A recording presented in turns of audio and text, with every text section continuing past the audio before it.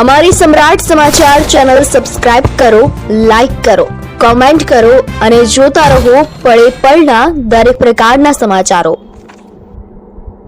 તળાજાની ભાગોળે truck અને eco car વચ્ચે ધડાકાભેર અકસ્માત સર્જાયો. બનાવની જાણવા મળતી માહિતી મુજબ તળાજાથી ભાવનગર જતા સોમનાથ નેશનલ હાઈવે ઉપર વારંવાર અકસ્માતની ઘટનાઓ બને છે, જેમાં અનેક લોકોએ જીવ ગુમાવ્યા હોવાની ઘટનાઓ પણ બની ચૂકી છે.